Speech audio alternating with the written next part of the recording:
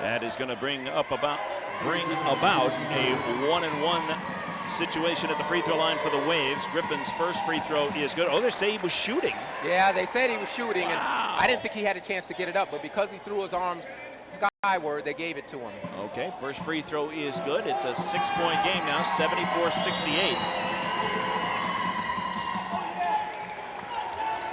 And the second free throw is good. Matadors get it into Colston, to Powers, to Hurd, to Colston on the right sideline. He's double teamed there, and he has to call a timeout. The Matadors are going to need those timeouts later on. Every time a Matador, especially a little guard like Colston or Peters, gets on the sideline, they're trapping, and you're using the sideline as another defender. So it's good coaching by Coach Wahlberg, and the Matadors are going to have to figure, we don't want to go sideline. They're forcing us there, but we've got to get back to the middle of the court.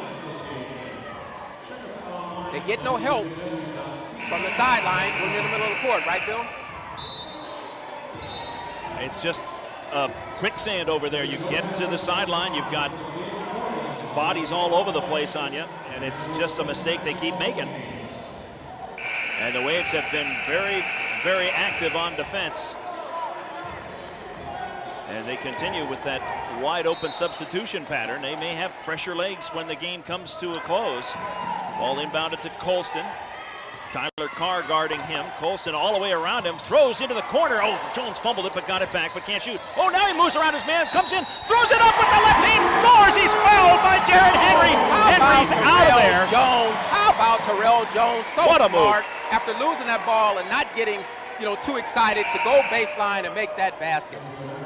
A surprise that the defender left him after he fumbled it. He got immediate pressure, faked a pass back out front. The defender vacated the area, so Jones just pivoted toward the baseline and went in strong for the bucket. And the free throw is way short. Rebound volley. Noblitt comes down with it in traffic, throws it. Oh, rejected inside by Henry. And I beg your pardon, that was only 4 against Henry. And a throwaway. Wahlberg stepped into the passing lane and steals. He comes down the other way, throws up a leaning right-hander off the glass and good.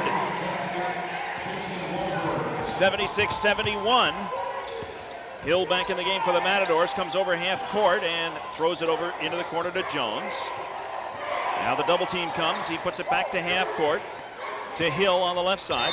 And a stutter step, but he carried it over as he tried to step around Chase Griffin. He beat him, but palmed the basketball, and that's another turnover. I believe that's 26 now. And that's 2 straight turnovers for Hill, unforced errors, just being careless with the ball. It is 26 turnovers with 8:37 left to play. The Matadors in danger of the dubious distinction of getting 30 turnovers in a game.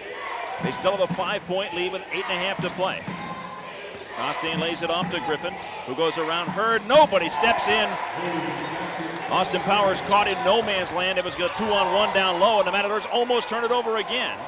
Powers to Hill, who comes over half court, back to Powers. Oh, don't give it to him up there. Guys get some separation here. And now they get tied up, and the ball is a turnover. Traveling is called against Hill. Powers and Hill standing right next to each other, trying to hand it off like a quarterback to a halfback. That's just not going to work. The referees are not going to bail out these Matador point guards, so Ray Colston has to come back in. He's been the only one to be able to semi-handle this pressure. So right now they had a 7-point lead, down to 3, 76-73, and the Matadors have to get another defensive stop. We're getting down to 8 minutes to play. Here's Costain laying it off to Lee. He comes in against the smaller the smaller man, 23, is Colston, and he's able to lay it up easily off the glass over Colston to make it 76-75, the closest that Pepperdine has been since the early minute of the contest. And there's a throw to the sideline, out of bounds from the free throw line. Hurd over the head of Jones, out of bounds. 27 turnovers, and the Waves are going to have a chance to take the lead when we come back from the timeout. 7:47 remaining, 76-75 Matadors.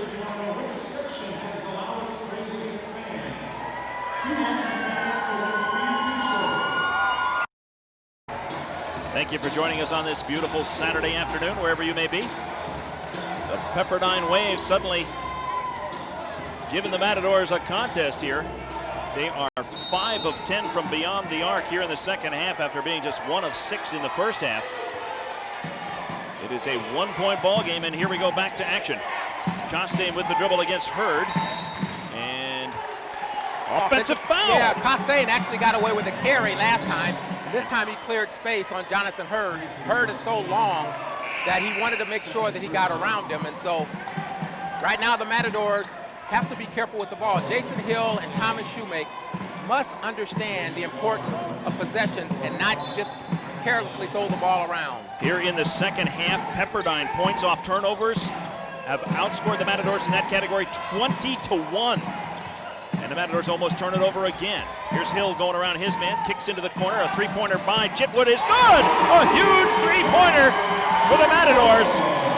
Calvin had been sitting a long time, and to come in and knock down a three to give you a 4-point lead, how big was that? So Chitwood nails a three, and the Matadors now 3 of 5 from beyond the arc here in the second half. Griffin to Barlow, who leads the Pepperdine scores. Great pass inside, an easy dunk for Jared Henry to make it a 2-point game once more, 79-77. Hill gets a pass and gets double teamed near the sideline. Griffin reaches in and gets called for a foul. And he can't believe the call. I'm not sure I agree with it, but it'll stand. Well, they've been letting them play really physical, and that time what happened was Hill had the ball, he made a nice rip through, and he got grabbed, so they had to call that foul, and Hill now has 2 big free throws that are important to this Matador possession. Both teams are in the bonus, but the Matadors now in the double bonus the rest of the way with 6:50 left to play. Free throw is no good. So the Matadors getting a bit colder here at the free throw in this second half.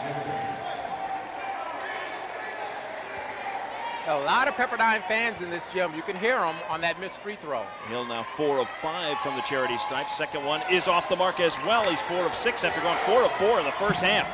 So still a 2-point game. Quickly, right underneath to an unguarded Henry, who gets an easy layup on an assist from Greg Barlow. Oh goodness, Pepperdine really dominating this second half now. It is tied at 79 apiece. Well, Hill missed 2 free throws, and so the young sophomores, feeling the pressure, had a chance to put the Matadors up by 4, and they'd come up empty on that possession.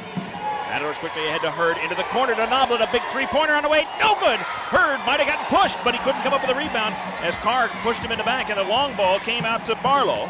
He gets around his man to Wahlberg. He drives in, dishes back to Barlow, over to the right side to Lee. A three-pointer is good, and the Waves lead by 3, 82-79 with 6:10 left to play. Hill all the way to the left side, and a kind of a hesitation. Two-pointer on the way, no good. Noblitt ended up with the ball and promptly threw it away. Matadors pressuring in the backcourt, and we got a reach-around foul against Miller. Well, right now the Matadors are falling apart, and it's the young players, the new players that are doing it.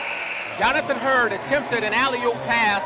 This time he couldn't get the rebound, and now Pepperdine has a chance with 5 minutes and 58 seconds left to have their biggest lead of 5 points.